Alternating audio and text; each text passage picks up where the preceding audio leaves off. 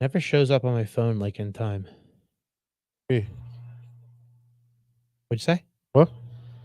Like you'll share it out, but it doesn't show up on my phone right away. I just started from here. I don't know. No, I'm not saying anything wrong.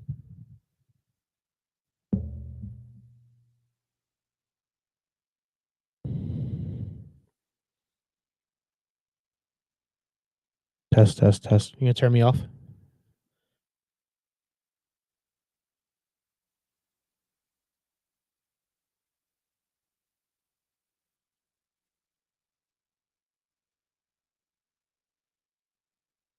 You ready? Yeah, can you share that out to the Sarcast page? Yeah, let me. I'll do share it. when I start this. Yeah. All right.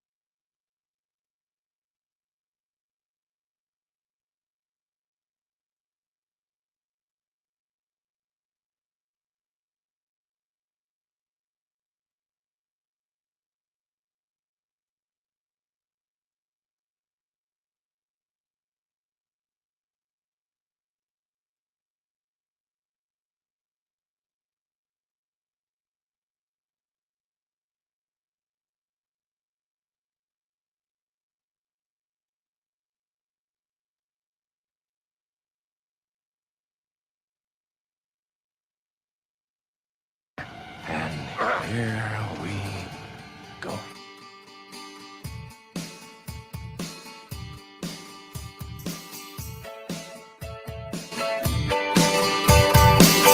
Good evening and welcome to another episode of the Sarcast.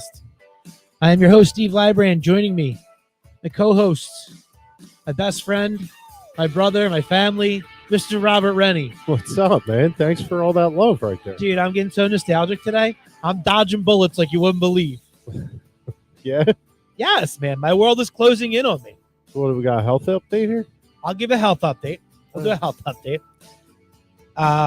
Before we get into all that, I just want to acknowledge something that happened that kind of hit you and I kind of a little bit tough last week. We lost a friend. We lost a listener. Brian Mazurk, who was somebody that we grew up with, went to high school with. I've known him for a really, really long time. He passed away on Thanksgiving, and we had set up. He was going to be one of our future guests. Him and Robbie Johnson were going to come in and hang out and just break each other's balls. Like nothing specific, just come in, hang out, and talk some shit. And sadly, we lost him on Thursday, and it definitely it hit home. It hit home. It Yeah. definitely did.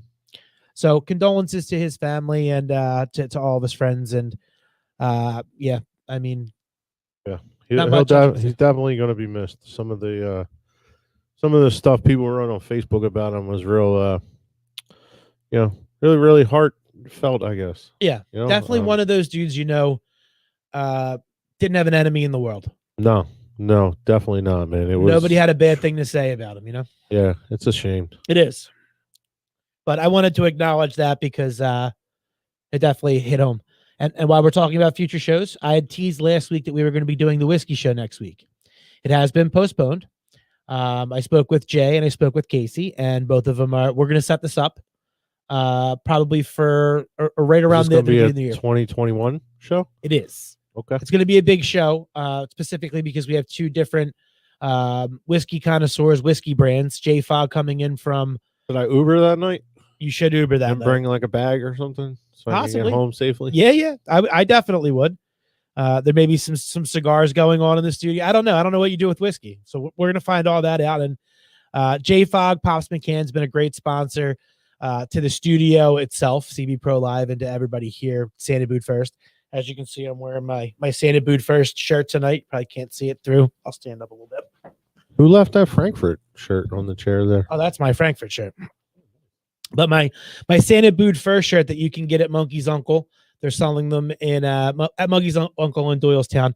Another good spot to check out. You really can't see it too well on the camera. It's more visual, but you can see it. That being said, now that we hit all of the marks, let's get into some stuff this week. Let's start off with my health update. Yeah, let's go. How are you? So for everybody that follows the show, 2 weeks ago, we did our live show. I couldn't be here.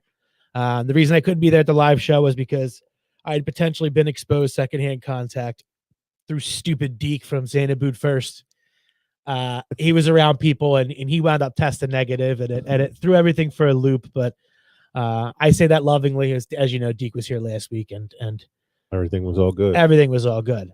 Then second wave, like it's closing in on me, Rob. I feel like I'm being chased by the coronavirus. I think you sure are, dude. And like my mom got on my ass today and she's like, you live a risque lifestyle. And I'm like, I'm not hanging out with fucking strippers. Like, that's not what I'm doing. Like I go to work, I go coach my kids' little league. Like I'm not out like doing blow like off of like. Let me say this. What's that? The funniest thing to me is that where you've been exposed, yeah, is actually places that but you I have trust. to go. Yes, it's like to me, I would think that your exposure would completely come during Uber or Lyft. Right. Like I'm like that's where he's gonna like you're just gonna catch it there. Right. Like, but nope, nothing. No. And I haven't like I'm everything's real careful with Uber and Lyft and no issues. And yeah, like one was here at the studio, the other was at work. So today I had to go and I had to get I'll get to that in a minute. I got my COVID test today and I'll tell you my thoughts on it. So last night I actually got to feel like a woman. Kind of wish you had that queued up, little Shania Twain action. Feel like a woman. You know what I'm talking about? Yeah. So I'm confused as shit right now. I'm gonna fire this out to you. So couple weeks ago, as most people that listen, I have I'm a diabetic, so I go to the doctor regularly, get my shit checked out and stuff like that. So I got put on insulin about 8 weeks ago, and I had some issues with my neck. And for those that know me, my neck is a very sensitive area. It got swole. Steve doesn't really have a neck. I don't really have a neck anymore. I just had to say that. Yeah, I know. That's for Steve Rennie. What little neck I did have got swole. And I complained about it a couple times to the wife and kind of just, I was like, whatever, it's not a big deal. Maybe I'm just getting fatter. And I was like, I'll just go over it with my doctor when I go to see him. And then I saw a commercial for the drug that I was on for my insulin. And it said that's one of the side effects and I should stop taking it all together. So I went to the doctor. And I think you were the only one that knew my mom and like my wife and all that. Joseph, what neck? Yeah. So for those of you that don't know, your thyroid is right in the center of your neck. Right behind your Adam's apple. Right. Yep. So they were concerned that the reason it was swelling, the side effect could be that it could be thyroid cancer. So I had to go last night and get an ultrasound. So ultrasound is what they give pregnant women when they're looking for the baby. They put the warm gel on there. They squeeze it right on there. And then they rub the thing around like on your belly or whatever. So she tells me, like, the lady's like, pull your mask up, as far over your face without uncovering your face. So I'm like, basically, you want me blindfolded, like almost, so I don't get to see what you're doing. And then I had to like tuck the towel inside my shirt. And all I kept imagining, like, I had like 50 jokes running through my head, but because it was a serious moment, I didn't want to fire any of them out. Like, I didn't want to be, let me know if you see a penis. If you see a penis, I need to know if there's a penis in there. But no jokes. I just sat there quietly. And then I had to clean myself off, which was it just felt emasculating. I had to clean the gel off. But so yeah, that came back today negative as well. So no COVID, no cancer, just dodging bullets, dude. Life is closing in on me. Good shit. That's good, man. That's good. So I got the COVID test today, the rapid one. Okay. Which I'm assuming is the same as the regular test. Did they stick a fucking thing up into your brain? They stuck it up there, yeah. Okay. Have you had one done yet? No. You've dodged this? Completely. So for those of you at home that know this, like, So they made us stand outside. We couldn't go into the building. And I'm not gonna call the place out because I'm sure that they've got to protect the people that work there as well. And if you're doing a rapid test, it's generally because I'm going to say 80% of the people that are getting it have it or have been exposed. Like, you're not getting the rapid test just because you need to know. So we all had to stand in line, and the line was probably 20 people deep, but it takes a little time to do the test. They only have one person doing it, and it's literally through a window, not like your typical doctor's office window where they slide it open. It's a legit outside inside window. What? Yeah. They have a chair set up in front of the window, and you stand outside the window. So I'm waiting in line, and it took a legit hour. It was like 38 degrees, and it was windy. It was cold as fuck. Well, see, that's the new thing, though. Everyone has to stand outside now for almost everything. Yeah. So here was what my thought was. So first, I'm in line because I'm getting a COVID test, right? So is pneumonia really a good idea if you've got COVID? So to have people stand outside in the cold. Oh, you mean to cause them to get sicker if they have COVID? Like, all I'm thinking is, hey, I'm here to get a COVID test, and if I don't have it, I'm walking out of here with something. So I appreciate that. Right? Yeah. Like, that was my thought. And then the second thing was, in front of me, there was two sets of couples. Okay. A young guy and a young girl together standing in line the whole time. Both getting tested? Yeah. And then an older gentleman and his wife getting tested as well. And all I kept thinking was $99 a pop. Like, are you getting a 2-for-1 deal here, or are you both getting tested? Which I find out when they come up, they're both getting tested. And then I'm like, why would both of you get tested? If one tests positive, I'm going to assume both of you have it. You drove over here in the same car. Yeah. Right? You live in the same house. You're using the same shower. Well, actually, I mean, that's one of the things that's been confusing to me is that, so, like, my brother had it, but his wife didn't have it at all. She probably had it, No, but she got tested 3 times. While he had it? Yeah. Really? She got tested, I believe, even after he had it, and he was cleared and still didn't have it. Any assumption that she could have had it before? She didn't feel anything at all. So she could have been asymptomatic. She could have been the one that gave it to him. And a guy I work with too had it. He had it like real early on, like right in the beginning, and same thing. No one in his house had anything. It's weird. It is. So that could have been like a false negative thing too. And like, I remember your brother saying that like he didn't have any symptoms, anything like that at all. Yeah. Well, he tested positive 4 times. Oh, so he probably did have it. Why did he test positive? Why did he get it done 4 times? So he got it done at the end. He was trying to go back to work. Oh yeah. And like he had to test negative to go back to work, but he kept testing positive, and he's like, I don't understand. Like, yeah. So he probably went past the 2-week time frame. Like, everybody has their own idea. He was out of work for 3.5 weeks because of it, because they wouldn't let him come back. And then finally they were just like, dude, like, you have any symptoms? And he's like, no. And they were like, all right, come back. Nice. Yeah. But I know that was kind of just dead end story there. No. It was fine. So I get the test today. And so I'm standing in line and I'm watching the faces of the people walking away. Because I want to kind of get an idea of what I'm up against, right? Yeah. I want to know what's going on. So, young, old, everybody walking away, they all look fine. So I'm like, God, this probably isn't that bad. It's not going to be like, I'm literally watching the test go down on each person. The lady just sticks her arm out the window, jams it up one nostril, jams it up the other nostril, and you can see her hand ringing around side to side, like in a circular motion, like she's trying to like scrape out the inside. Hand goes back in the window. And like, this is all just going down like right out in the open. So I'm like, I get to see everything. So by the time I get up to the window, I'm confident that this isn't going to be shit, right? This is going to be no big deal. Right. I get up to the window. I sit down in the chair. So she reaches out and she goes up one nostril. It burned like a motherfucker, dude. So she's spinning it around, right? And have you ever had like you got soap up your nose or anything like that? Mm-hmm. Or like pepper up your nose? And that feeling of like almost like pins and needles like in your nose where you need to sneeze. Yeah. Well, that's what it felt like. And right when I was getting ready to sneeze that fucking thing out, she pulled it out and went up the other nostril. So it withheld the sneeze, but now my right eye is watering. My face is beet red. I can feel how red my face is. And I've got tears streaming down. So she goes with the other one, twists it around, and just as I'm getting ready to sneeze, yanks it out. So the sneeze goes away. So now I've got this I'm ready to sneeze look on my face, and everything's done. Like once she pulls it out the second time, you can just walk away because you have all your paperwork. They have all your information. You're ready to go. So I'm literally walking away, and like I probably look like the biggest pussy because like see the faces of everybody looking at me as I'm walking to my car.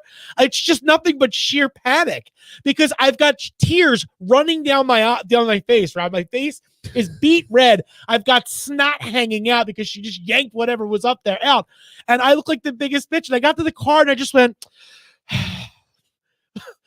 I just took 2 deep sighs and I was just like, I'm going to go back to work now. Like it was traumatic. That's funny.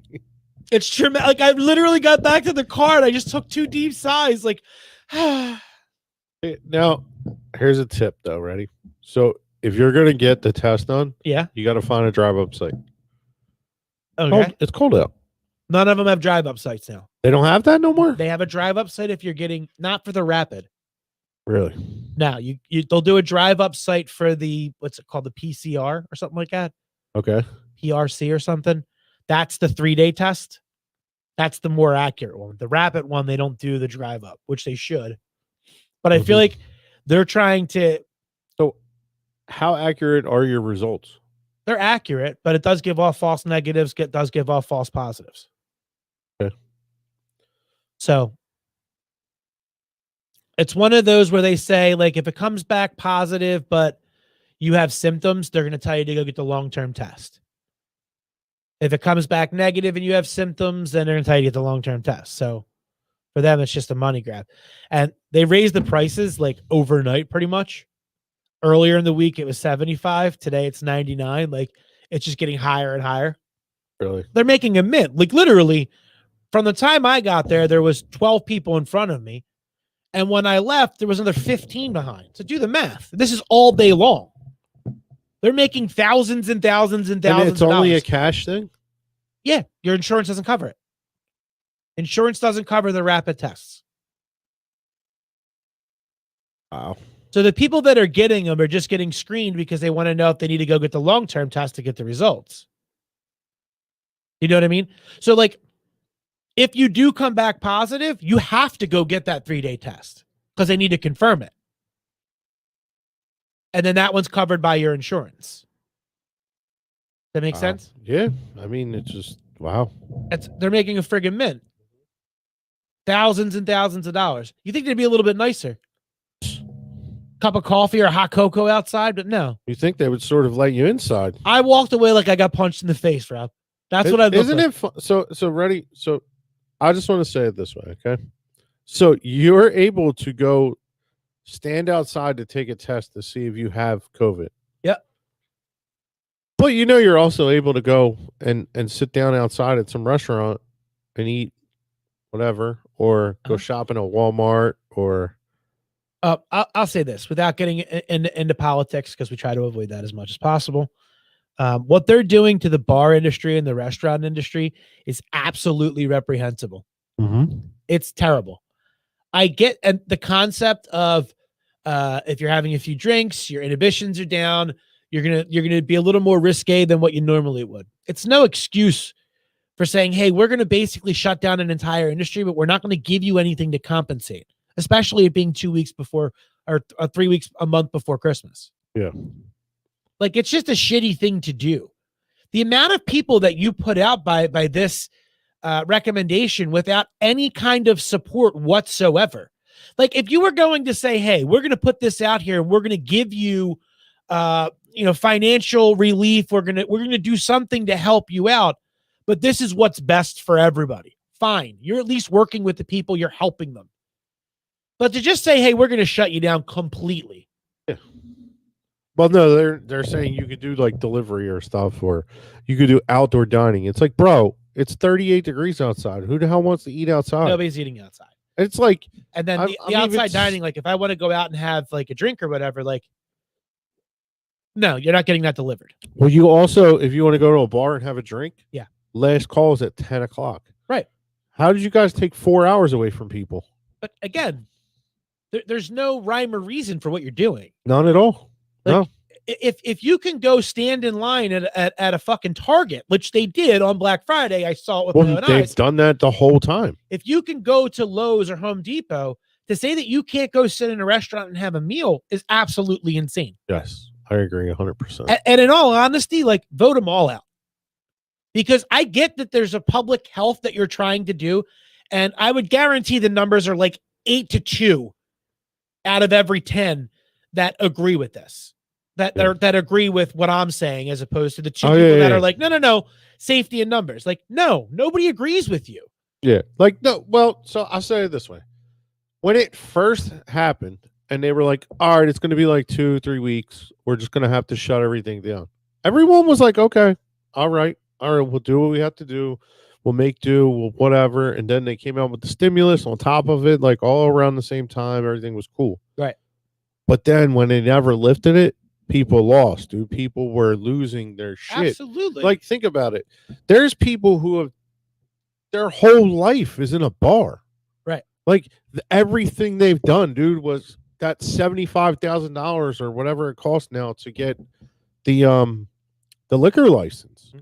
So then it's the liquor license, and then it's the building, and then it's the, you know, the atmosphere, I guess, that you've built in your bar, or, you know, whatever you've done. But like, and they just take it away. Like, it's just like they don't give two shits. No. And it's not fair to all the people that are involved. You're popping hot on your mic tonight, Rob. Right.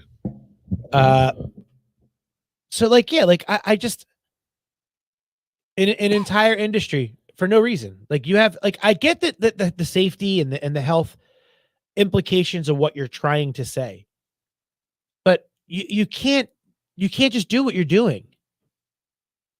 Like, you can't. First off, these aren't laws. No, they're just making shit up. They're not laws. They're suggestions. Yeah, but they're trying to treat them like laws. Like, correct.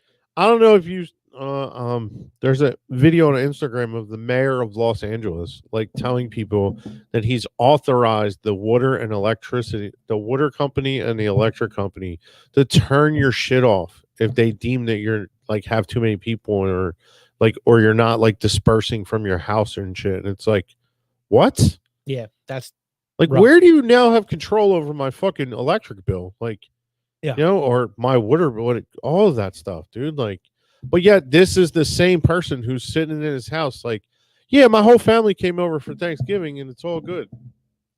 Yeah. You know? It's illogical, but I mean, we could sit here and talk about that all day long. The case numbers are spiking, and what I'll say, like, kind of on the way out of this conversation, is the big thing that they're talking about now is the spike in numbers. Where obviously we're all seeing them. I'm being chased by the Rona on a daily. And one of the big things that they talk about is the reason that we have to flatten the curve again, so to speak, is because the hospitals can't take it. The hospitals are filling up. I think they said here in Pennsylvania, we're going to run out of ICU beds by like next week or something like that. I heard something along those lines. Don't quote me on it. So here's my thing. Going back to like June, early July, when the numbers started to flatten out and we could start opening things up and getting a little more comfortable again, right? Yeah. I distinctly remember everybody saying, all of the professionals saying that once it gets cold again, it's going to come back around. Now, politically, a lot of Republicans were going out there and going, you know what's going to happen? Day after the election, this is all going to go away. As if there was some sort of worldwide conspiracy against, I never believed that once. Against one guy. It's the dumbest, like, literally economies around the world are toppling. They weren't doing that to try to get fucking Trump out of office. I heard people said that to me. Yeah. And I literally was like, dude, listen, I can't have any more conversation with you about this because that is the dumbest statement 100%. I've ever heard. You 100%. Think that a whole world is coming together to conspire against Donald Trump? Yeah. It's literally economies are fucking toppling around the world. Countries are devastated right now by this, but they're doing it because they want to get rid of Trump. You guys sound like assholes, just so you know. But anyway, going back to they all knew in July that there was going to be spikes once the temperatures dropped again, because as anybody with a fucking brain knows, that when the temperatures drop, your immunity levels are less strong than what they were. Less time out in the sun, you're not fighting shit off the way that you were. That's why we get colds and fucking flu in the winter. You knew this. You knew that this was going to happen. And the fact that out of all of a sudden it just hits you in November, the numbers start spiking. You're going, we don't know what we're going to do. We're going to run out of How are you going to run out of beds? How are you not spending the last 4 fucking months trying to come up with a plan for the second wave that everybody knew was going to hit? What I don't understand too is that, for the record, politically, this is still on Trump's watch. Yeah. But instead of saying it was fake, somebody should have been fucking preparing to make sure that we're prepared. They were running for an election. So what? I'm just saying, yeah. That's a complete joke. 100%. But to say that oh, well, he saved us, and no, fuck you. Yeah. But we're not prepared for the second wave. That's where we are today. And as a result, a lot of people are fucking going to suffer through the winter. But here's the other thing about it. So a lot of people who get COVID have no real issues. Correct. So how do we run out of hospital beds in a hospital if... So a lot of people who do get COVID, who have underlying conditions, they wind up with are the ones that need they're the ones that need the intensive care units, the ICU beds. And for what it's worth, I think in the world, we have the largest rate of obesity. I think we're the fattest nation. Hang on. We're the fattest nation. Yeah. I think we're also the largest diabetic nation. We're also the largest COPD nation. Are we? Well, yeah. And as a result, our populations are high. The other part is that we have modern medicine. So we can diagnose and test a lot of this shit that other countries don't. It's not even on their fucking agenda whatsoever. So that's why our numbers are higher. What other countries are going out there going, yep, you guys are fucking fat? No, they're not doing it. But these are all underlining situations that if you have these and you get COVID, it's worse for you. And then our seniors, our people here live longer. And as a result of them living longer, they're more susceptible and they're more in danger. And there you go. I just like you said though, wouldn't you be more fucking prepared? Somewhere 5 months. Some places they have to be prepared for this. Spend 5 months. Do you think they just use a lot of it as an excuse though? Make sure you're ready so that we're prepared. Be prepared that the hospital is over. Kind of like a frightening technique. Say it. No. I don't think it's a scare tactic at all, because they have to. That's what I was looking for. Yeah, they have to calculate and keep account of how many beds they have. That's something that has to be reported on a regular basis. So when you work in a hospital, any nurse or doctor or whatever will tell you, anybody who works in a hospital, is they go off of something called a census. They have a census at the hospital. They know exactly how many beds, how full the hospital is, so on and so forth.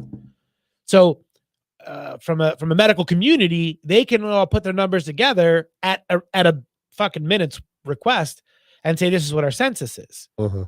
So they can go out and they can say, we've got X amount of beds, because let's say hospital A is, completely full and they've got 5 people that come in that need an ICU bed. They need to know where to be able to send them. Yeah.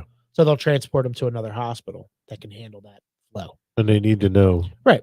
Right now. Yeah. So it exists that they can tell, they're calculating it. Okay. And one other thing before we go off of this topic, to the folks who consistently say more people die of the flu than of COVID, the ones that say the flu, more people die of the flu every year than people do of COVID, and COVID has a 99.99% chance of recovery. First off, the 99.99%, it's a made up number. You're making it up, because as the numbers continue, that number will fluctuate. It'll change. It's going to go down, and it's going to be less than 99.99, whatever you're calling it out to be. It's a made up number. You're just using it to make your point. The second part is Find a healthcare professional. Just ask them this question. How many patients have you lost to the flu? Ask them. How many people do you personally know have died of the flu, Rob? I don't know. I mean, I'm going to tell you the answer. I think maybe like a few, but I think more people die of pneumonia. Can I tell you the answer? It's 0. Okay. You don't know a single person that's died of the flu. And you want to know why? Why? Because there's not a single person that records that. So why do they have flu cases? They have flu cases. They don't have a number to how many people die. Okay. Nobody records it. It's not something that's recorded. If you ask any healthcare professional in an emergency room, in an ICU, in a hospital, they don't record flu deaths. That number that you see, how many people died with the flu, it's based off of population, and they estimate this is the amount of people that could or would die from the flu. It's not a recorded number. Okay. Usually when you go in, and if you die under that circumstance, you're going in for the flu, you died because of another reason. If you had the flu and then you died of cancer, you died of cancer. Yeah, if you had the flu and it elevated and you died of pneumonia, you died of pneumonia. Well, that was one of the things that they were doing with COVID, though, is like people were dying of other causes, and they were just like, they had COVID, so it's COVID, and it's like but it wasn't COVID. Like it was. I get what you're saying. So, in a lot of those cases too, if you had underlying diseases, they're not going to say you died of diabetes. You died of COVID as a result of having diabetes as an underlying case. But really, you died of COVID. You died of diabetes. Well, you had COVID. Okay. So do it in layers. What's the more prevalent? What's the one that's affecting you right now? Like if you never got COVID, but you had diabetes, you probably would have lived a little longer. But you were eventually going to die from diabetes, which was your main overlying condition. Correct. But when you came into the hospital, what'd you die of? COVID. Well, you died because you had diabetes and then had COVID. Correct. Yeah. So like when you get AIDS, right? You know you don't die of AIDS. I don't know about AIDS. But you don't die of AIDS. You know that, right? Yeah. You don't die of AIDS or HIV. You die of pneumonia. There's a ton of people who go in and get like older people will go in and they'll break a bone and they wind up dying from the infection, not the bone. Correct. Yeah. So like there's underlining things that happen all the time where they have to change the cause of death because you came in as a COVID related or they tested you and you tested positive for COVID. They're going to go with COVID. You know what I mean? Yeah, that was definitely early on, but I mean, I don't think it should be the same. But I got what you're saying. If you come in for a motorcycle accident and you had COVID, they tested positive, they shouldn't mark that down as a fucking COVID death. Correct. However, if you're riding your bike and you passed out, you didn't die from the bike, you passed out, and that's what caused the accident, right? Yeah. So you died of COVID, not a fucking motorcycle death. It's cart horse, right? Chicken egg. Whatever. Let's move on. Why does your head look like you're ready to explode right now? Like they just hit you with too much shit at once. Nah, it's just kind of just done with that. Like, their reasonings are just silly. Like, I mean, like I don't know. Like people, if you died from straight COVID, then it should be a COVID death. But if you died from an underlying condition because of COVID, it should be reported as COVID with whatever. Like, that's all. That's my thought on the whole situation. I just think that it shouldn't just be he died of COVID because he didn't. But right, I got you. Yeah, that's it. So I'm good. So I tasked you today and I told you to look some stuff up, right? Did you do it? Briefly. You got enough to have a conversation? A little bit. All right. A monolith appeared in Utah. Right? Yeah. Monolith is just a like a towering statue. Straight up and down, like a good example of a monolith. The real definition says it's a rock. Right. Not always. This one's a metal one. Yeah. One of the ones I'm going to talk about in a little bit is made of wood. Like a good example of a monolith is the Washington Monument. Straight up and down. Yeah. Here's, you want me to actually read a definition? Yeah. A large single upright block of stone, especially one shaped into or serving as a pillar or monument. A very large and characterless building. Right. Yeah, I'm not gonna. A large block of concrete sunk in the water. Yeah, that's it. So, Utah, Desert. desert, they find a monolith. It's this towering, I don't even know how tall it is. Do they know how tall it is? Looks like it was 8 to 10 about feet? 12 feet. 12 feet. Yeah. And it's buried into the ground, just sticking straight up and down. And it's steel or it's metal. I don't know if they said what material it is, but and it's surrounded by rocks. And one of the cool things that they were able to do is they could date roughly around when it was put there. Did you see how long it was there, Rob? No. So they know that through Google imaging satellites that it was placed there sometime after 2015, but before so like in the 2015, 2016 range. Okay. So it's been there that whole time. And They nobody found found it it. because they were doing a survey for sheep. Right. And it's on personal, like private property, like state-owned property, I guess, right? Yeah, where no one's actually supposed to ever be. Correct. Now, I got to imagine it being that tall, that big. It's got to be heavy, right? Oh, absolutely. So what I found interesting was that, like, it would take more than one person to put that shit in there, right? Yeah, oh, hell yeah. There's got to be a couple people that know, right? You So would think, yeah. on Tuesday, so they go in there and they decide that they're not going to do an investigation on it. They want to figure it out. They'll take tips, but they're not going to waste any resources. It looks like it's just a piece of art. Now, I personally believe it's the aliens and they're triangulating landing spots. That's just me because I'm holding out hope that I get to meet one of them motherfuckers before I die.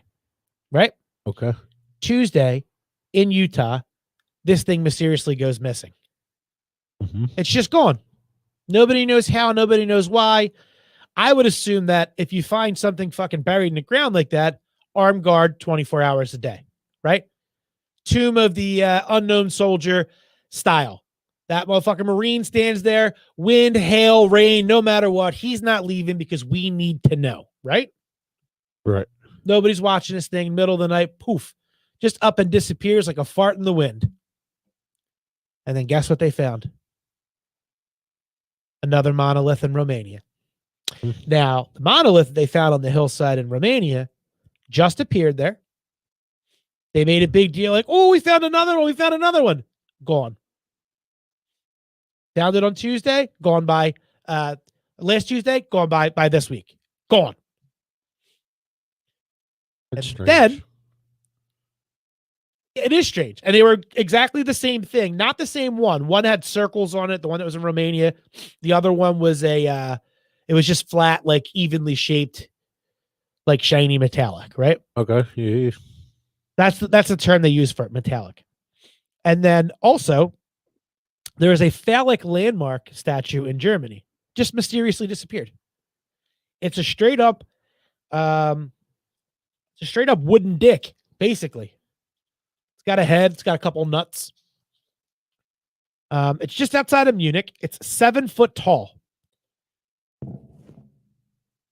And it appeared to have been chopped down over the weekend. So it looks like it was a tree that was there on top of a hill that they carved into into a penis. And it's become a hot spot for destination hikers in recent years. Media outlets attributed sudden appearance on the mountain to a local legend that says it was made as a prank birthday present for a young man whose family didn't appreciate the gift. The 440-pound sculpture was then hauled up to the mountain and left there. Its disappearance comes just days after mysterious monolith in Utah made headlines before suddenly vanishing itself. So, aliens, right, Rob? Are they marking? Are they putting something out there to let us know that, hey, we're on our way? Is this like 4th of July? Or like, what is it? Independence Day. Independence Day? Yeah, they're using our own planet against us. I mean, it's something strange. Right? You're looking at... I gotta look this up, though. I read, too, that there's a mysterious object that's hurtling towards the Earth right now, that it's going to fly right past us. So when I saw that headline, automatically I'm like, here they come. It's almost like waiting for your Uber and you see them a couple blocks away and like, your Uber's on its way. That's what I'm feeling. Aliens are on their way. But then I find out they think it's just a piece of space junk. There's a lot of space junk. Yeah, apparently we've launched a lot of shit into space where we're just like, fuck it. It can just stay there. Like we litter in space, like fucking, we'll do everything to protect the oceans, but space, we don't give a fuck. Apparently satellites get lost in orbit all the time. So they have to relaunch new satellites to replace them. So like there's probably like aliens on another planet. Like where the fuck is all this shit coming from, right? So listen, I'm going to say this though. Fire? If one of these ends up somewhere in South America, yeah, we got real issues. Why is that? Because that would be like an upside down triangle. Oh shit. What's it pointing to, Rob? The South Pole. So here's what I think is interesting. So the one in Utah. So I see you triangulating. Utah's over here. Yeah. Romania's over here. Yeah. So if one ends up like down here, dude, look at that. I got what you did. Yeah. Oh shit! Knocked over my tablet. See, now you're scared. You're over here fucking doing next level work. Well, don't forget that they found the dick in Germany, right? Maybe they're just doing like a fucking... Germany's in Europe too, though. Yeah. So it's around the same. Maybe place. that one's unrelated though. Maybe the dick it's just the dick's just something someone was like, "Yo, let's bring this up." Now. It's unrelated, right? Yeah. All right. So what's interesting is as soon as you find the monolith, they disappear. So like if somebody's doing like a structural art thing, like so the one in Utah was there for 4 years. So like maybe the person who did it, if it's not an alien, which I fucking hope it's an alien, maybe the person that did it was like, all right, they found it, let's take it down, let's put up a new one and see how long it takes them to find it. And now people are like on the fucking prowl looking for this, and they're like, boom, 4 days. Found and gone. Now another one's gonna pop up somewhere else, and it may be years before we find it, right? Yeah. Or it's aliens and those are the landing spots. I wonder if you can see them from space. Like, is the sun shining off of them? It probably like so from the picture I saw, the one in Utah though, it looked like it was like sort of in a shaded like area. Yeah. So they definitely tried to like not have it be seen or like the sun really to hit it, I guess. Yeah. Whatever, however it got there. You think aliens are going to look like us? Is there a possibility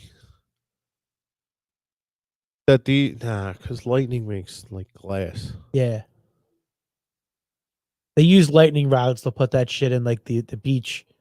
Lightning will hit it and it fucking heats up the sand. Yeah, it turns into like glass. Like glass, like art installations or whatever. Yeah, that's why I was kind of wondering if like maybe it had like something kind of like that. Yeah. But obviously it doesn't just make metal in the middle of nowhere. If it's just some artist just like putting them out there just to get people talking, like that's fucking stupid.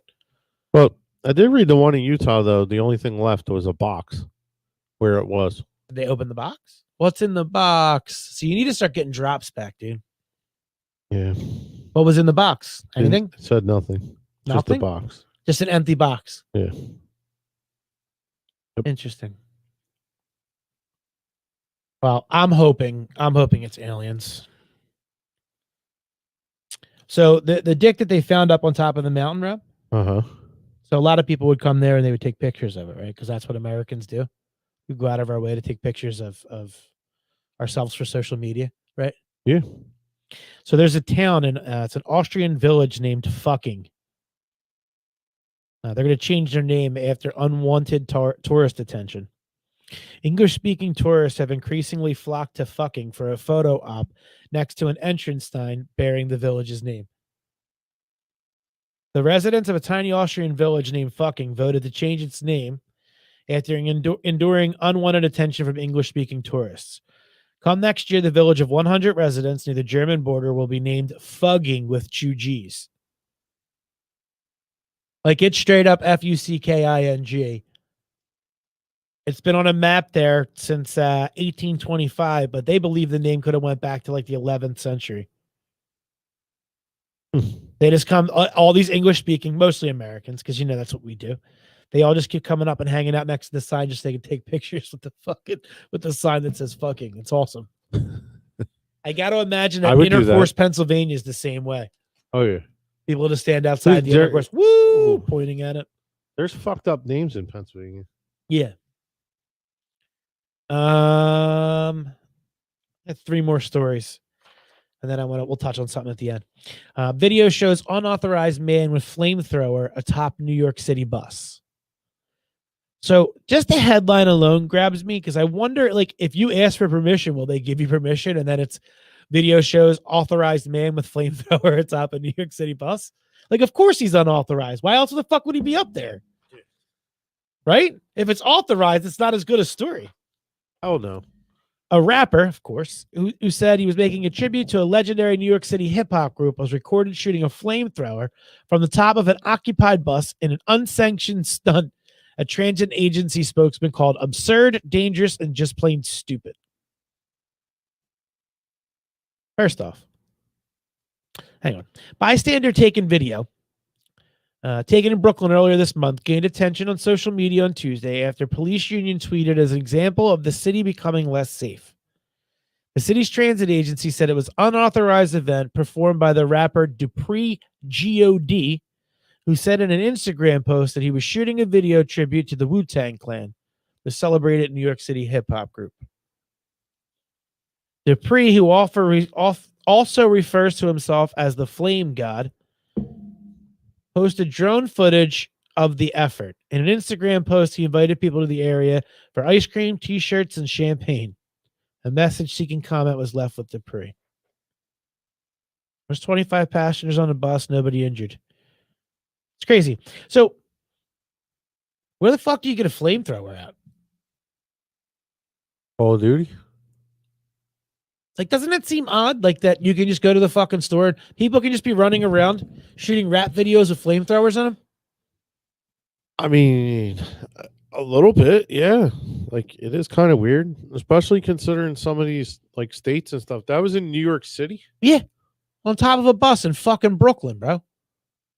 So New York City's real anti like gun anyway. So how the hell can you get a gun that shoots flames? I want to know how somebody didn't shoot the fucking guy off the bus. Like, there used to be a time in New York, like, you would think of something like that happening, going, you don't do that. New Yorkers won't tolerate that. They're going to shoot you off the bus. No one shoots you in New York unless it's illegal. But not legally carrying people. How are you not firing, like, throwing rocks at that guy? He's on top of a bus with a flamethrower. Was he shooting it off the back? He's shooting it into the air all around. He's got a flamethrower. Like. I mean, if this dude is like running up and down the aisle of the bus, like shooting this thing, I'm tripping him. He's on top of the bus.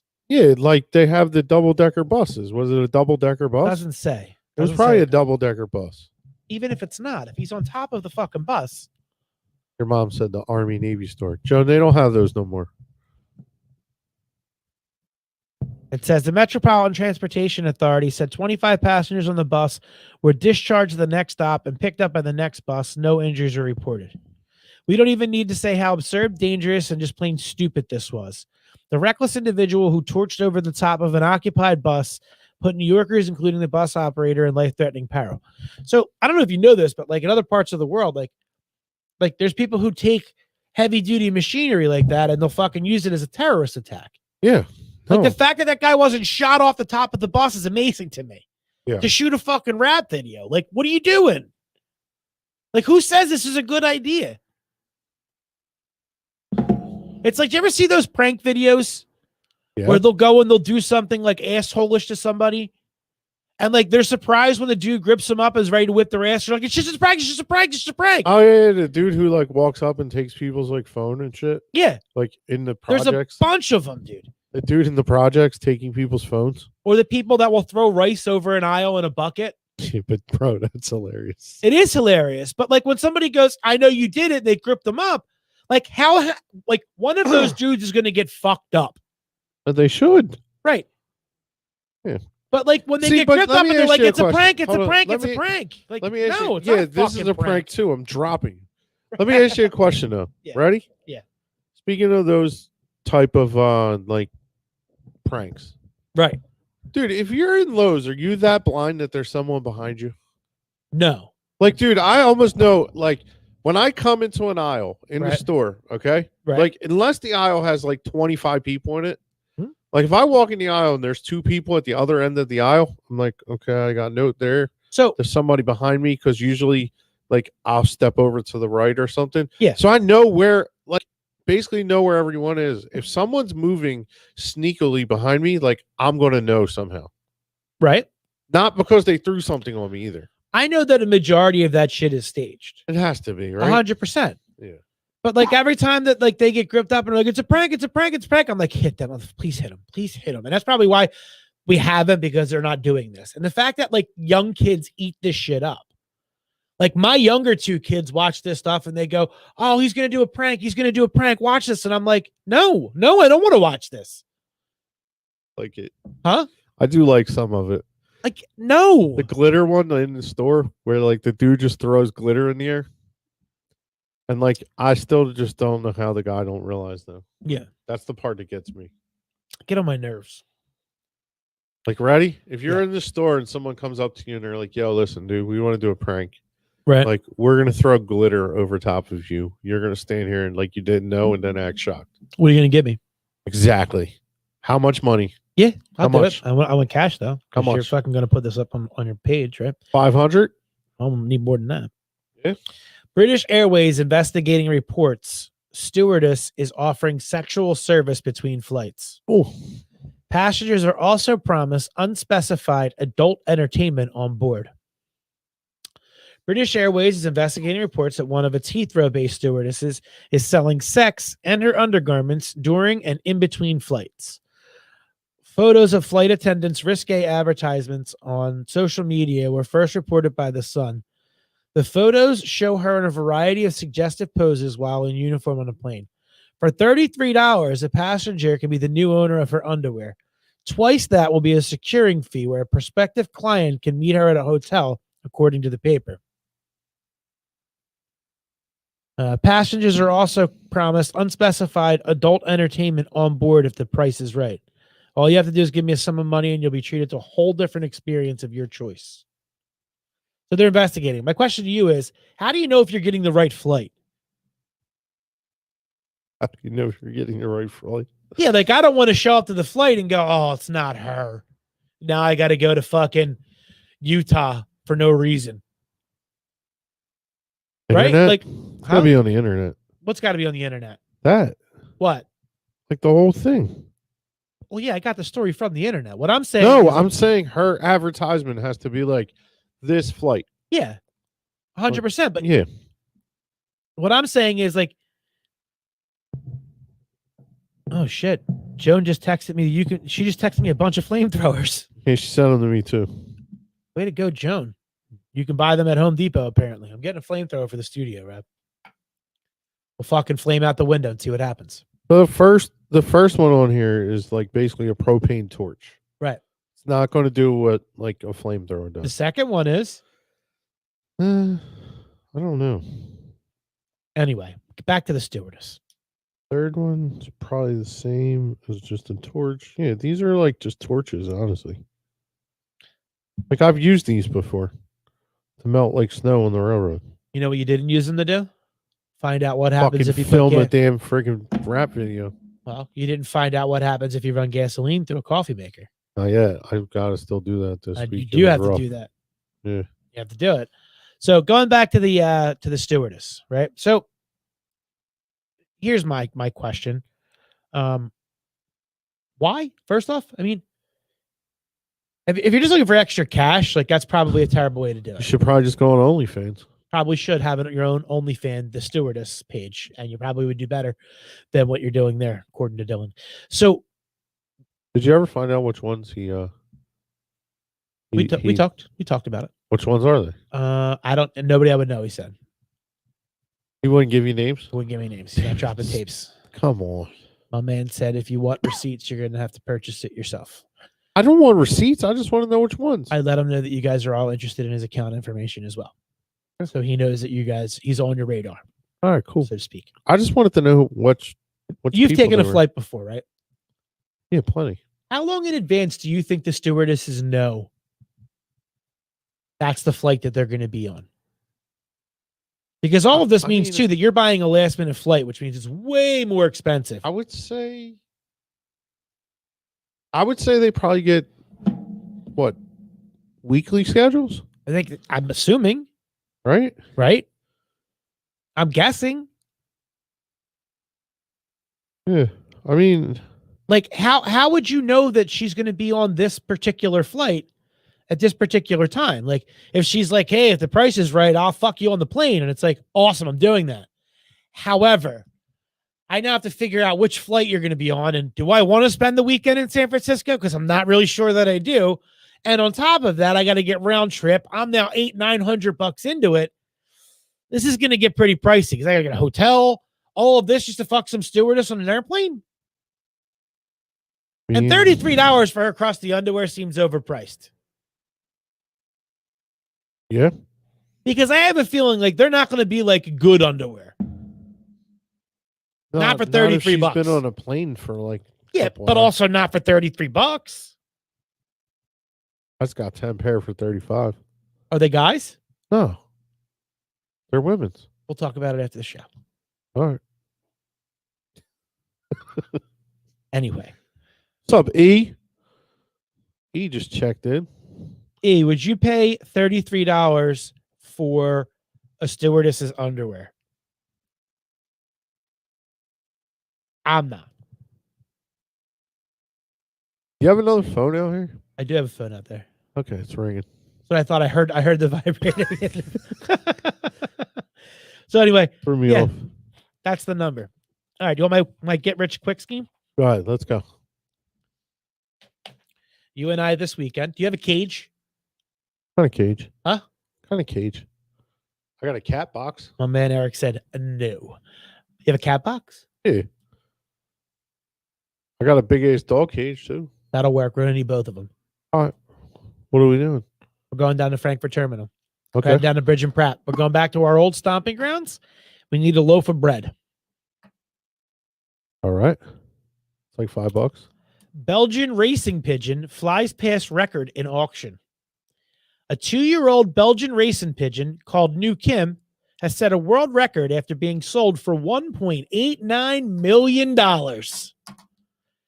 You mean to tell me that we could have been training pigeons and we could be selling them on the open market for ridiculous? Listen, I could train a pigeon to be fast as shit. Hey, man, I'm building a pigeon coop.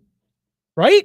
1.89 million? That's ridiculous. Yeah. A 2-year-old racing pigeon called New Kim, 1.6 million euros, which is 1.89 American, at an auction on Sunday. It was an online auction. Offers for the pigeon had already hit 1.32 in the past week, surpassing the previous record of 1.25. Why? Set in March for another Belgian pigeon, Armando. Fucking great name. They then raced even higher in a frantic last 30-minute bidding on Sunday. These record prices are unbelievable because this is a female. Armando was a male. Usually a male is worth more than a female because it can produce more offspring. You got to keep that in mind. You know how to tell the difference between a male and a female pigeon? I will by Saturday. I love your enthusiasm. Galesbrick said New Kim was only 2 years old and only raced in 2018, earning the title of the best young bird in Belgium and prompting an early retirement. Pigeons can typically breed until 10, so New Kim has many years of chicks ahead. Bidding started at 200 euros on November 2nd, but rose to a bid of 1.31 million euros from a South African group within 90 minutes. 2 wealthy Chinese collectors then fought it out on Sunday. They're going to eat this bird, aren't they? What is so special about this bird? Don't know. The only thing I can see is we are in total shock. Chinese enthusiasm for long-distance racing of homing pigeons has driven prices up sharply, with birds from traditional heartland of the sport in Belgium being particularly prized. Gilsbrick said no other country had such a high concentration of pigeon enthusiasts as Belgium.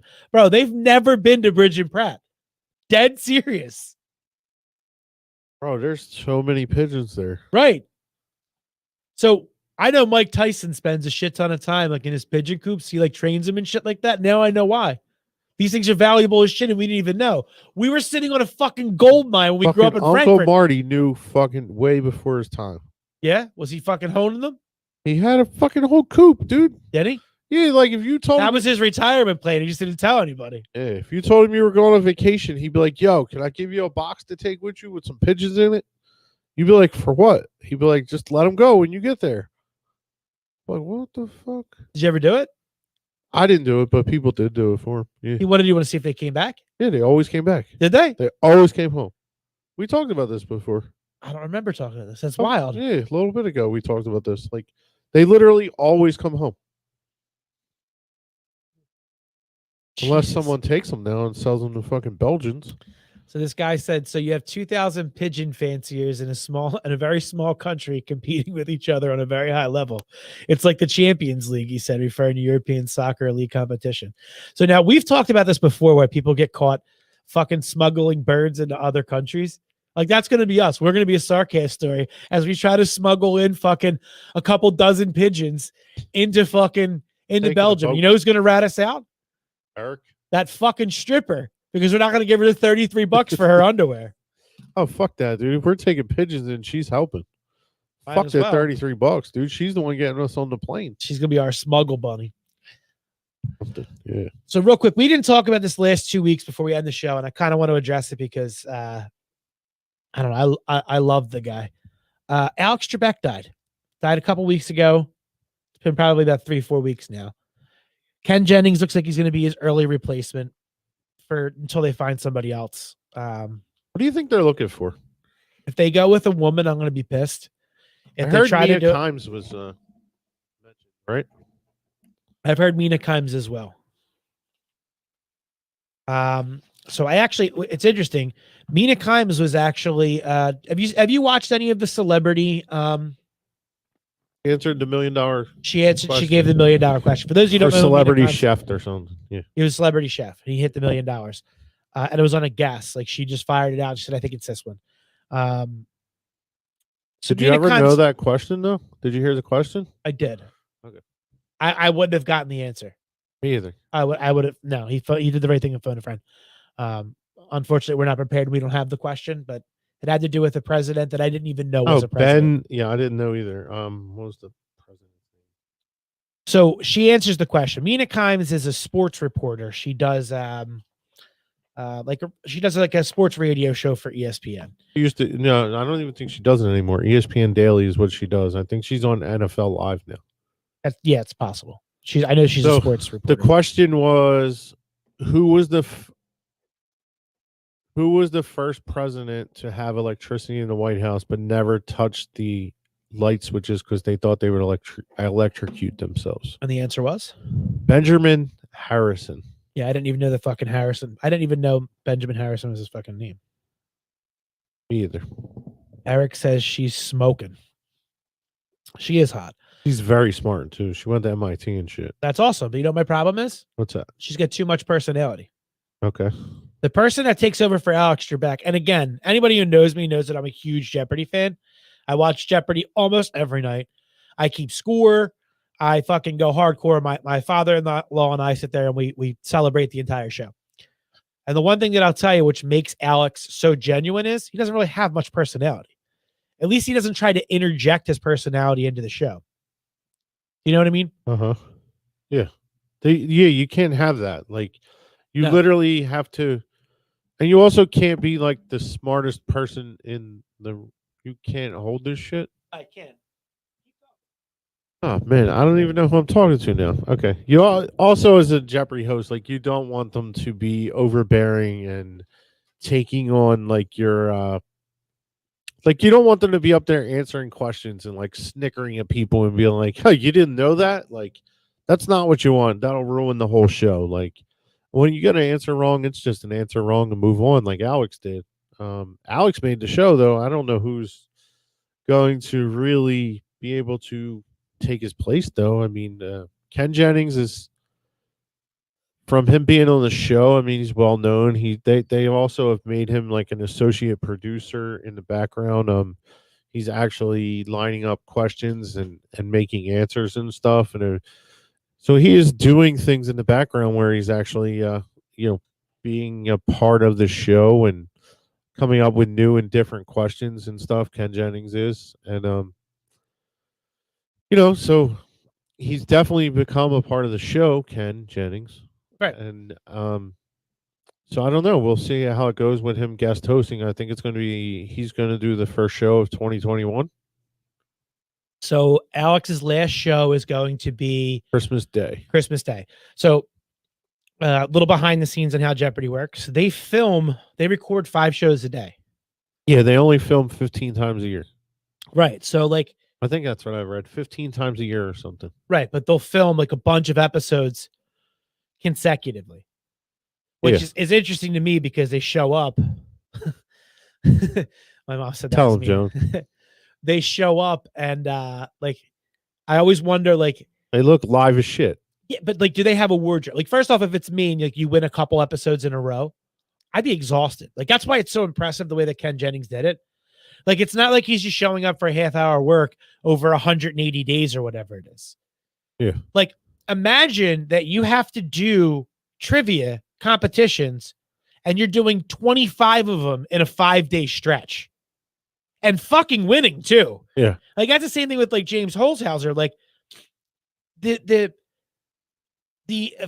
stamina that it would take, the mental stamina to be able to do that for a couple of weeks in a row. I'd be dead like after like a day. And they don't celebrate that and how fucking crazy. They actually said, was it Holzer who has the record for the most ever in a row or something? No, it's Ken Jennings. It's Ken. They actually said Ken just kind of lost to get off it. Like he didn't want to be on it anymore or something. Or was that Holzer? No, that was Holzer. Holzer's the gambler, right? Yeah. Yeah. Like they actually said he just lost because he didn't want to be on it anymore because it actually was taking up too much of his time. I'm actually not surprised by that. Yeah. He seems like he's like an eccentric dude. He could never be a host. He can't be. He couldn't be the host. He doesn't have anything to offer. Yeah. You know what I mean? Like Ken Jennings has just enough personality to do it. Like, you know who's a host? I'm surprised he's lasted as long as he did because he's annoying as shit. Is Pat Sajak. Right. Like, I can't watch Wheel of Fortune because of Pat Sajak. He gets on my nerves. Plus, I also think the show's culturally biased. I think the show's fixed.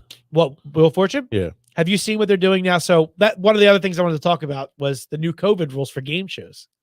What, do they got screens up next to them? Well, no, they spread them out more on the wheel. Okay. So they don't touch the wheel. Oh, yeah, it spins automatically? Like they push down and push a button, right? Nope. What? So they have a handle. So picture, like, remember when you were a kid and you were riding your bike? Yeah. You were riding your bike and you used to have the rubber handles on the end of your bike. Yeah. And like sometimes they would come off and you would just be holding the rubber handle. Yeah. So picture one of those, but plastic. And they stick it over top of the prongs that stick out of the wheel. And they use that to spin it. Okay. So when they spin it, they just lift their hand up and it just slides right off of it. And it just spins around that way. And I was like, that kind of takes away all the fucking action, I think. You can get a good whip on that thing if you do it right. What's the difference? But what? Because they don't want anybody touching the wheel. All right. But I mean, what's the difference? Like you have these people in a studio, like filming, like, can we, like, I think some of the stuff we're making overblown. So like we're overdoing it. I watch a lot of game shows apparently. So like I've noticed there's a couple of other things like Price is Right is different now too. The Price is Right. So they have all 5 of the people instead of them being in Contestants Row. Contestants Row is now up on the stage. Yeah, they have like little pods they're in.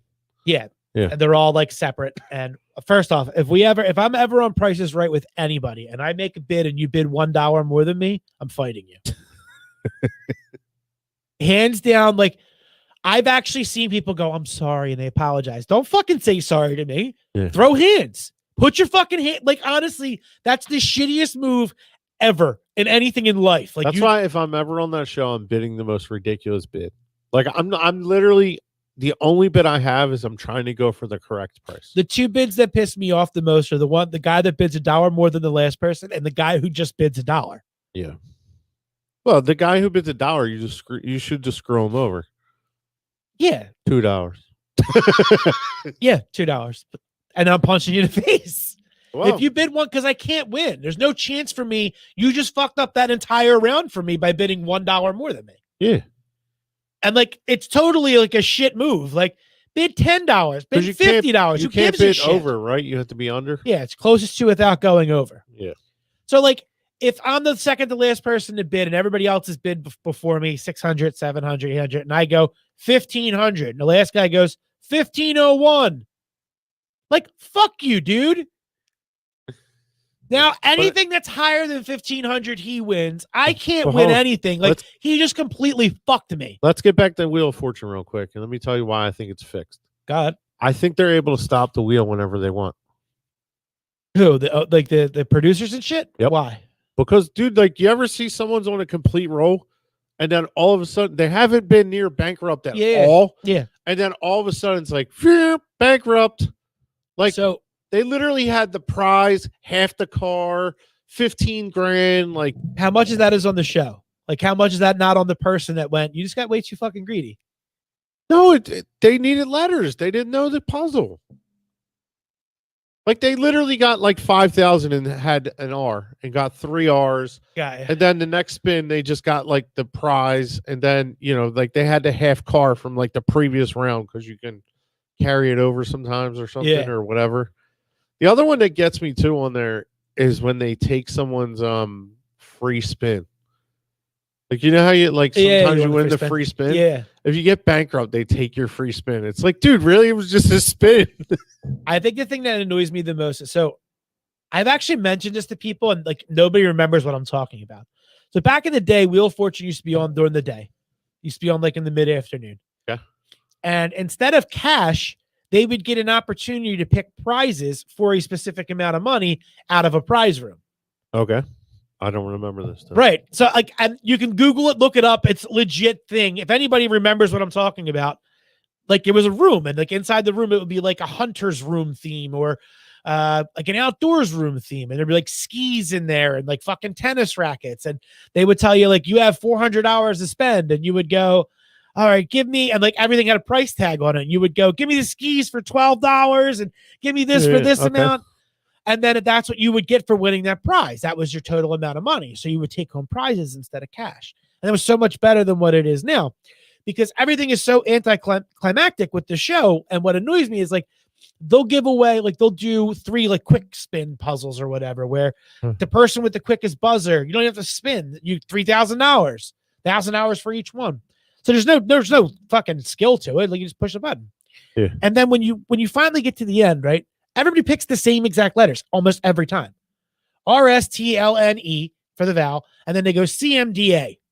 Okay. Every fucking time. So if I'm the producers, I'm specifically just looking for puzzles that don't have those letters in it. That's right. Right. Like, so when you say like, hey, it's fixed, like we're going to assume that 1 out of every 5 people is going to change. They're not going to pick those same letters. So just pick 5 fucking words. You know, you're not going to lose prizes 4 out of 5 times, right? Yeah. And like everybody comes up, same thing. Like the reason that they automatically give you RSTLNE is because every person who would come on the show would pick those same fucking letters. So they just went, what's the point? Like there's no change from night to night. Let's give them extra letters. Let's try to create more winners. And then immediately CMD, and I hate it when they take their time. Like, you know what fucking letters you're going to take. Like, they look at the board and they're like, C, an M, and a D, Pat. And your vowel, an A. And it's like, dude, like, why did you just, like, act like you're bleeding out on the stage? You know what they should let them do? They should put an extra letter, like a letter card, in one of the puzzles, not in the puzzle, but on the wheel. Yeah.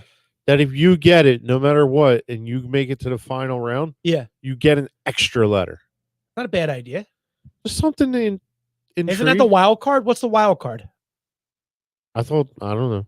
Is that what that is now? I don't know. I don't fucking know. I don't watch the show enough. I stopped watching it. I lose my TV a lot at home. The other part about the anticlimactic part is like one out of 20 will get a different prize other than the $38,000 because it's their 38th year. Yeah. So they give out $38,000 is the most. It's everything that's on the wheel except for like 2 spots. So it's like, dude, I don't want to watch somebody win $38,000 every fucking night. Like, come on, dude, mix it up. Yeah, get creative. Yeah, throw like, what happened to the fucking in car and the $100,000 and they're in there, but like you know. Yeah, but like, dude, like you're picking a card out of what is it? Wheel of Fortune? Yeah. What is it? Like 15 different friggin' Well, prizes? each one has like 2 or 3. No, it's Wheel of Fortune. Yeah, but there's spaces in between them too, in between the letters that you can land on. Yeah, so they Yeah. friggin' There's a lot of cards in spaces. there. Yeah, so there's like 20 different prizes, but like everyone always gets like 38,000 because 38,000 is probably Yeah, like it's a very boring 18 of them. It's a very boring anticlimactic show. I'd rather honestly, you know what show I like? I like The Weakest Link. I'm more prone to trivia shows. Okay, I put that back on there. I don't want to well watch. that's on now. It is. It's on Sunday nights. I'm digging it. Okay, I love Supermarket Sweep. I okay, just can't do Leslie Jones with it. She's too over the top. To the point like where she's trying to bring so much energy to it. Like I think she's funny on Saturday Night Live, but it's too much for me. She's just too over the top. But going back to The Price is Right. So they move everybody off the stage or off of contestants row, and now there's no more come on down because they only pick people that they're going to call down. Right. So like if they're going to have 10 different showdowns or whatever, 10 people are invited to the show, 5 sit up in the crowd, 5 are in contestants row. However, and Drew Carey looks completely different now with the beard. Yeah, Yeah, he looks so, dude. So Monday I was home. Like I worked Sunday night. I was home Monday. So I was up at like 11, whatever. I threw the show on. Liz is like, "Is that Drew Carey? Drew Carey? Yeah, Like what?" should have said no. It's Jim Carrey. It was like, what happened to him? He looks so different. Yeah, I was like, I don't know, hosting a game show. Does he the other even one do comedy show anymore? I don't think so. Like why would you? He probably makes a shit ton of money doing that. I don't. I mean, he probably does still. Like I liked him as the host of Whose Line Is It Anyway? Uh-huh. That was like that's one of my guilty pleasures. I'll watch that whenever it's on. The other game show that they changed around to is Let's Make a Deal. Same thing, no audience. Like the people that are in the audience are the people who are going to get called down to do whatever they're doing. Dude, are you kidding me? What's that? Wow. Just Robert Griffin? No, Drew Carey. What? How old he is? No, how much he makes per episode. How much does he make? Oh, let me guess. He makes 75,000 per episode. Way more? Shit. Yeah, Eric said, whose line is it anyway? Is the GOAT. He's right. That is fucking hysterical. Yeah. $1 million. $1 million an episode? That's what it says on Google. There's no way. There's no way it's $1 million an episode. How many episodes are done a year? I don't know. According to Celebrity Network, Drew reportedly earns about $1 million per episode. He is currently worth about $165 million. No way. That, however, well, no, this is old, but this is new but old. Yeah. That's crazy. Yep. Yeah. How That many was from episodes? July. I'm Googling this. How many episodes of The Price is Right are okay, 12. Here's a better one. Celebrity Net Worth reports that he makes $12.5 million per year hosting Price is Right. That makes more sense. Yeah, that makes way more sense. Okay. Because that's excessive. Yeah, $1 million an episode, but. Yeah. So, swinging back around, Let's Make a Deal did the same thing where they only have so many people in the audience, but the show is still the same. You know which one I really can't watch? Which game show? We can kind of end it on this. I don't really care for the Family Feud anymore. With Steve Harvey. It's because they took it and made it something it's not. Yeah. Like they literally, every one of their topics now, like the questions, are meant to try and be funny. Yeah. Like they're not meant to be serious stuff. Like what was some of the, like you see, like it's actually funnier to go watch the highlights of shows on YouTube, right, rather than watch a whole show. Yeah. Yeah. Because it's like they ask the funny question, and you get the funny answer. You know what I mean? So like, yeah. Yeah, I don't watch. I watch like Jeopardy and like maybe a little bit of Wheel, and then like I usually. I love game shows, dude. I need to get. I need to get Deal or No Deal back. Yeah. I like Deal that. or No Deal was cool. I like Yeah. Deal or No Deal. I don't like all the extra shit that they put in there. Like, I like the counter offer. Do you know what this is? Yeah. I like the counter offer. The guy upstairs in the booth. Yeah, it's not a guy anymore. It's a girl. Okay. At the end, I don't even know if they still film the show, but it's a girl banker. You get the counter offer. I like that. But I need that show back. Wait, you could fire a counter offer? Yeah. So when they fire, yeah, you don't know about this. I knew you didn't know about this. Wait. Yeah, Okay.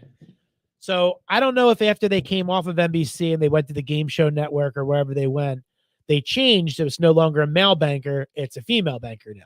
Okay. And you get one counter offer per episode. Okay. So they'll fire you out an offer. They'll be like, $300,000, and you can go.